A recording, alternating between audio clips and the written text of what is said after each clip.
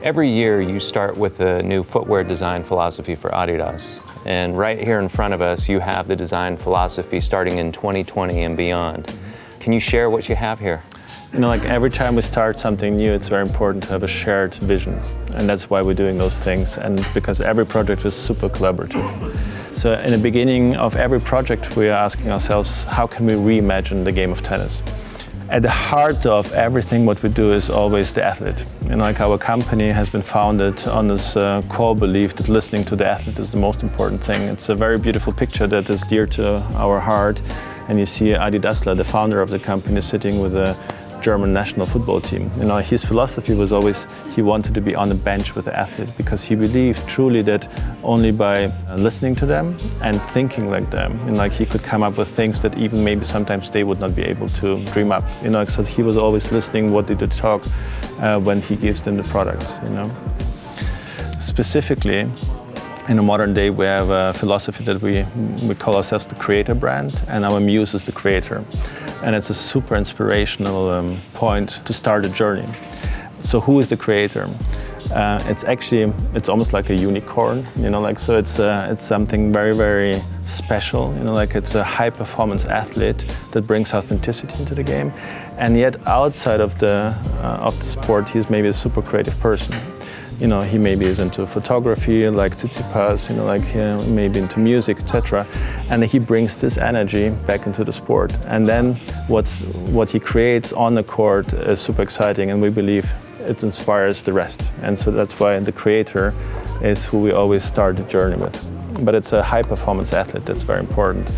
And we are so blessed that we work with the best athletes, be it you know, Dominic Thiem or Zverev or our rooster of amazing female athletes. And so they're always our inspiration. That's where we start a project with.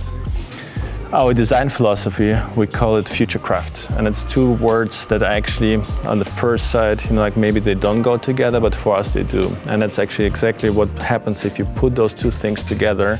That creates actually something very exciting. It's, you can say that's something that's man-made, industrially made, but then touched by the hand. And so this combination, this tension between craft and precision, high performance and soul and humanity, that's actually what we call Futurecraft. That's what guides us through the design process.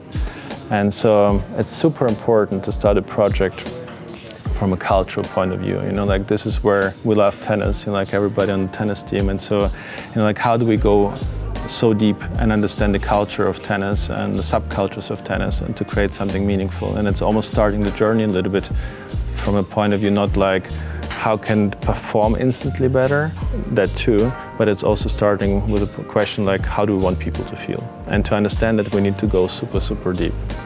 So it's really exciting, you know, because tennis became such a super professional sport.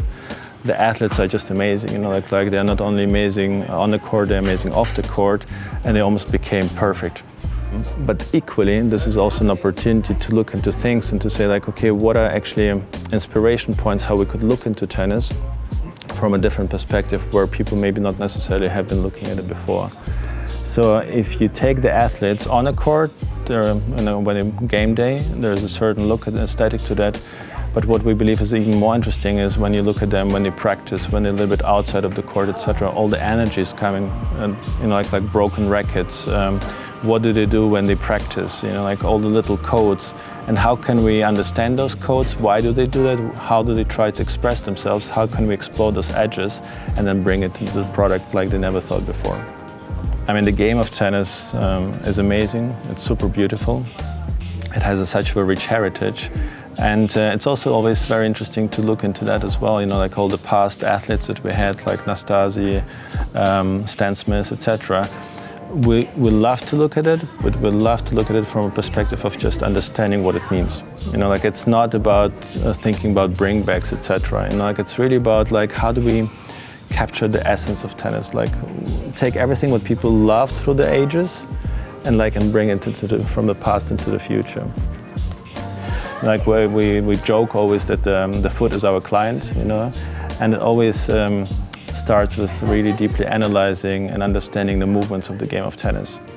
That's super, super exciting, but if you overlay on top of that something that we call agents of change, it becomes even more exciting. We believe currently we're in a very, very interesting phase of tennis, where we have potentially a generation change of players, and new generation of players. They come maybe every 10 to 15 years. They bring their new ways of playing tennis. And learning and understanding that gives us amazing insights into how we can design something for the next generation of athletes. We have Tsitsipas, who is an amazing athlete. He brings back the backhand to the game of tennis, like one-handed backhand. We have Zverev. Sasha's playing an amazing game and trains with the best coaches in the world.